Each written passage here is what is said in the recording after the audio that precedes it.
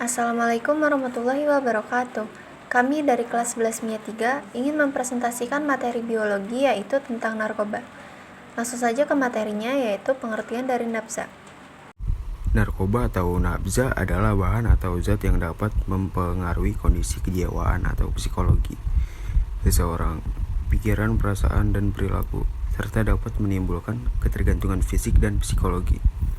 Yang termasuk dalam nafza adalah narkotika, psikotropika, dan zat adiktif lainnya.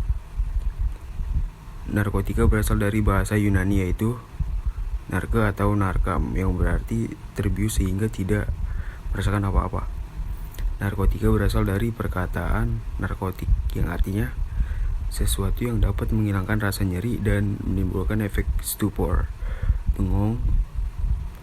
Bahan-bahan pembius dan obat bius dan dalam Kamus Besar Indonesia mengistilahkan narkoba atau narkotika adalah obat yang dapat menenangkan syaraf, menghilangkan rasa sakit, menimbulkan rasa ngantuk atau merangsang. Penyalahgunaan nafza adalah penggunaan salah satu atau beberapa jenis nafza secara berkala atau teratur di luar indikasi medis sehingga menimbulkan gangguan kesehatan fisik, psikis, dan gangguan fungsi sosial. Penyalahgunaan nafza pada remaja sering dimulai dari kebiasaan merokok, kemudian meningkatkan pada kebiasaan minum minuman keras, alkohol, dan akhirnya meningkatkan pada penggunaan narkoba. Yang selanjutnya yaitu jenis-jenis nafza. Yang pertama yaitu narkotika, yang kedua psikotropika, dan yang ketiga zat adiktif. Yang pertama yaitu narkotika. Narkotika merupakan istilah terjemahan dari narkotik yang berarti obat menidurkan atau obat bius. Narkotik alamiah menurut undang-undang yaitu opium atau madet candu yang diperoleh dari getah tanaman Papaver somniferum, kokain berasal dari tanaman koka, dan ganja berasal dari tanaman Cannabis sativa yang termasuk biji buahnya. Yang berikutnya yaitu macam-macam golongan narkotika. Narkotika terbagi menjadi 3 golongan, yaitu golongan pertama, golongan kedua, dan golongan ketiga. Golongan pertama yaitu narkotika yang hanya dapat digunakan untuk tujuan pengembangan ilmu pengetahuan dan tidak digunakan dalam terapi, serta mempunyai potensi yang sangat tinggi mengakibatkan ketergantungan. Contoh dari golongan pertama ini yang pertama yaitu heroin. Heroin ini merupakan turunan morfin yang sudah mengalami proses kimiawi, digunakan untuk pengobatan ketergantungan morfin. Tetapi kemudian terbukti bahwa kecanduan heroin justru lebih hebat. Yang kedua yaitu kokain. Efek dari penggunaan kokain ini dapat menyebabkan paranoid, halusinasi, serta berkurang rasa percaya diri. Pemakaian obat ini akan merusak syaraf di otak, selain memperburuk sistem pernafasan serta membahayakan dan bisa membawa kematian. Yang ketiga yaitu ganja. Ganja digunakan sebagai obat relaksan untuk mengatasi intoksikasi atau keracunan ringan. Bahan yang digunakan dapat berupa daun, batang, dan biji. Namun, kemudian disalahgunakan pemakaiannya. Ganja dapat membuat ketagihan secara mental dan berpikir menjadi lamban, serta pecandunya nampak bodoh karena zat tersebut dapat mempengaruhi konsentrasi dan ingatan, serta kemampuan berpikir menjadi menurun. Selanjutnya yaitu golongan kedua. Narkotika golongan kedua ini merupakan narkotika yang berkhasiat pengobatan, digunakan sebagai pilihan terakhir dan dapat digunakan dalam terapi dan atau untuk tujuan pengembangan ilmu pengetahuan, serta mempunyai potensi tinggi mengakibatkan ketergantungan. Contohnya yaitu morfin. Morfin merupakan turunan opium yang dibuat dari hasil pencampuran getah popi atau Papaver somniferum dengan bahan kimia lain, sifatnya jadi semi-sintetik. Morfin merupakan zat aktif dan opium. Di dalam dunia kedokteran, zat ini digunakan untuk mengurangi rasa sakit pada waktu dilakukan pembedahan atau operasi. Golongan 3.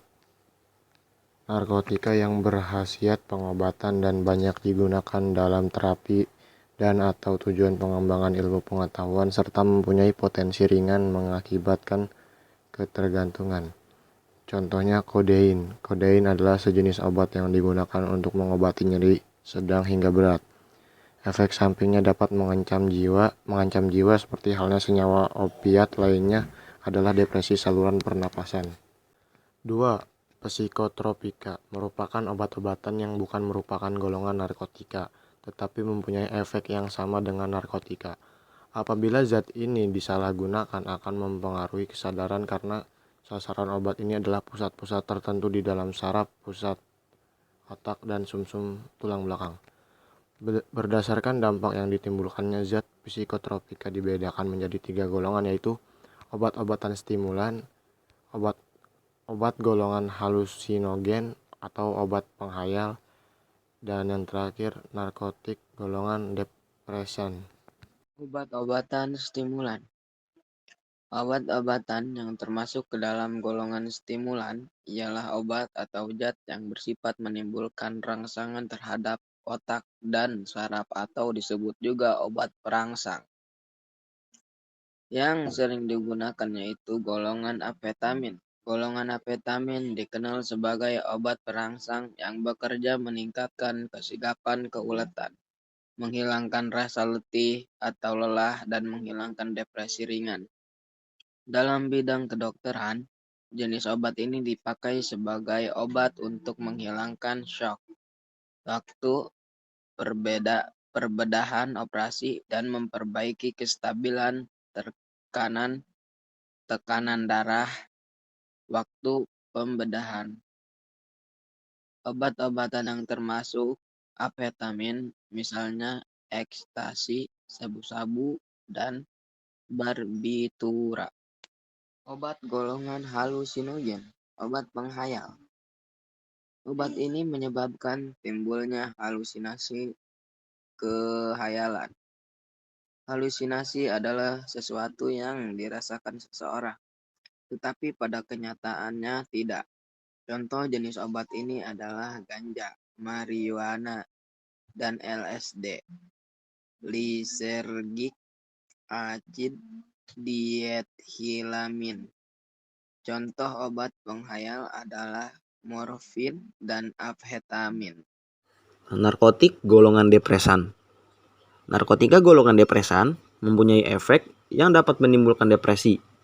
Obat-obatan tersebut memengaruhi otak dan saraf pusat. Aktivitas obat tersebut akan berpengaruh dan dapat membantu mempercepat tidur atau menenangkan pikiran. Contoh obat-obatan golongan depresan antara lain barbituran inhalan, pil KB, Dumolid, Ropinol, Magadin, Mandraz, Valium, dan Metaqualun. Banyak istilah yang digunakan para remaja untuk menyebut berbagai zat narkotika dan obat-obatan psikotropika ini. Misalnya, putau, nama lain dari heroin, gele, cimeng, nama lain untuk ganja, dan crack, sebutan untuk kokain. Sementara itu, banyak istilah lain yang digunakan untuk sebutan nafza, obat-obatan atau zat berbahaya. Misalnya, narkoba, zat adiktif. Maksudnya adalah zat yang menimbulkan ketergantungan bagi pemakainya. 3. Zat adiktif. Karena mahalnya harga obat-obatan yang tergolong narkotika dan psikotropika, mendorong para remaja menggunakan bahan atau zat adiktif lain yang pengaruhnya sama dengan narkotika maupun psikotropika. Bahan yang sering disalahgunakan diantaranya adalah lem, tinercet, dan sejenisnya.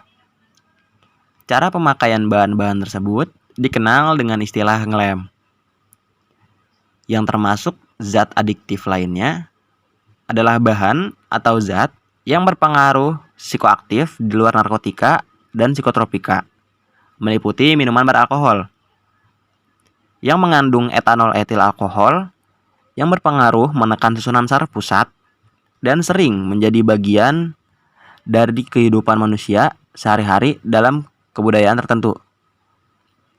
Jika digunakan bersamaan dengan narkotika ataupun psikotropika, akan memperkuat pengaruh obat atau zat di dalam tubuh manusia. Ada 3 golongan minuman beralkohol. Yang pertama, golongan A. Jika kadar etanol 1-5%, maka minuman tersebut adalah bir. Yang kedua, golongan B. Jika kadar etanol 5-20%, maka termasuk ke dalam golongan minuman beranggur. Yang ketiga, golongan C. Jika kadar etanol 20-45%, maka minuman tersebut adalah minuman seperti whisky, vodka, Manson House, dan John Walker. C. Dampak penyalahgunaan nafza. 1. Dampak terhadap sistem regulasi efek obat-obatan bagi tubuh tergantung jenis obat. Yang A. Pengaruh buruk terhadap sistem saraf pecandu narkoba akan mengalami kemunduran daya pikir, lemah ingatan, pelupa dan menjadi dungu, serta banyak berhayal atau halusinasi. Kelebihan dosis menyebabkan kematian. B. Bahaya ketagihan atau drug addicts dan ketergantungan terhadap narkotika secara fisik dan psikis. Penghentian penggunaan narkotika secara tiba-tiba akan menimbulkan gejala withdrawal atau biasa disebut sakau. Gejala-gejalanya adalah gugup cemas, gelisah, menikmati mengecil, sering menguap, badan menggigil atau demam, pegal-pegal, kejang-kejang pada otot, diare, muntah, dan nafsu makan berkurang, pernapasan cepat dan tekanan darah naik. Percobaan bunuh diri dapat terjadi akibat penyalahgunaan obat-obatan. 2. Dampak kejiwaan. Bermacam-macam gangguan kejiwaan seperti gangguan jiwa berat, depresi, melakukan tindakan kekerasan dan perusakan serta tidak peduli terhadap sekeliling. Depresi sering muncul sebagai akibat rasa bersalah dan putus asa karena gagal berhenti dari penyalahgunaan zat. Terlebih lagi adanya perasaan merasa disudutkan atau disalahkan oleh pihak keluarga atau orang lain. Beberapa pemakai sudah mempunyai masalah kejiwaan sebelumnya dan penyalahgunaan obat merupakan jalan untuk mengatasinya. Percobaan bunuh diri dapat terjadi akibat penyalahgunaan obat-obatan. Kesimpulan, untuk lebih mensosialisasikan tentang bahaya narkoba, mengingat struktur masyarakat Indonesia yang demikian kompleks dan heterogen dengan tingkat intelektual atau daya nalar yang beragam, memang dibutuhkan sebuah program preventif tentang drugs education yang lebih dan terarah, karena bagaimanapun masyarakat atau lingkungan sekitar mempunyai dampak atau peranan yang cukup signifikan dalam mempengaruhi kebiasaan maupun karakter seseorang, terutama bagi seorang anak remaja. Maka selain edukasi, pendidikan di dalam keluarga dan sekolah, edukasi di dalam masyarakat pun menjadi hal yang sentral dan menentukan. Saran 1. Jangan pernah mencoba narkoba maupun itu hanya sedikit. 2. Pemerintah harus memberantas peredaran narkoba di Indonesia. 3. Orang tua harus lebih memperhatikan anaknya agar tidak terjerumus ke dalam jurang narkoba. 4. Perlu peningkatan kerjasama antara masyarakat dengan aparat untuk memberantas peredaran narkoba. 5. Remaja harus diperhatikan oleh semua pihak agar tidak terjerumus pada penyalahgunaan narkoba. Sekian presentasi dari kelompok kami, kurang lebihnya mohon maaf. Wassalamualaikum warahmatullahi wabarakatuh.